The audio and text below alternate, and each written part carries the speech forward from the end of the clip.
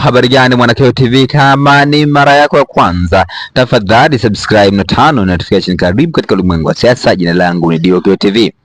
Godbless EJ Lema ameambatanisha na picha ya inayoitwa channel ya YouTube ambayo inafahamika kama Smart Channel, ambapo wali chapisha taarifa ya habari ambayo inasema, kichwa cha habari kinachosema msafara wa Rais Samia wapungua hadi magari 10 tu, ambapo Godbless EJ Lema naye amekuja kutoa maoni yake kuhusu kupungua kwa msafara wa magari katika msafara wa rais.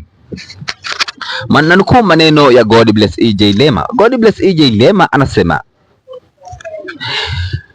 nimeona hatua ya kupunguza msafara wa Samia akielezwa kama sehemu ya kubana matumizi kwa juu inaonekana ni sahihi, lakini ukiangalia kwa kina mantiki yake inatia shaka na sanaa.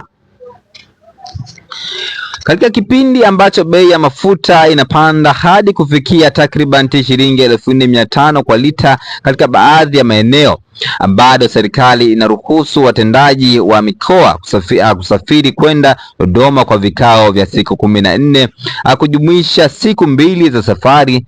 Hawa ni pamoja na RC na rasi, wahasibu, planning officer na madereva wao wote kutoka mikoa yote 26 ya Tanzania bara, kwa lengo la kufuatilia hotuba za mtia nia Mwigulu Nchemba pamoja na mikutano ya watu wanaojiita wabunge waliotokana na Oktoba 29. Kwa makadirio ya kawaida, kama kila mkoa una kisiwa, pengine unaweza kutumia takriban shilingi milioni 23,680,000 kwa posho tu.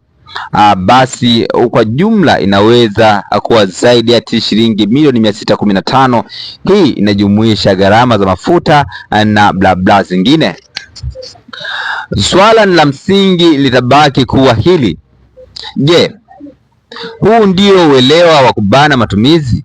Kwa nini watu washindwa kufuatilia shughuli hizi wakiwa kwenye maeneo yao ya kazi kwa njia ya mtandao na kuokoa fedha za umma?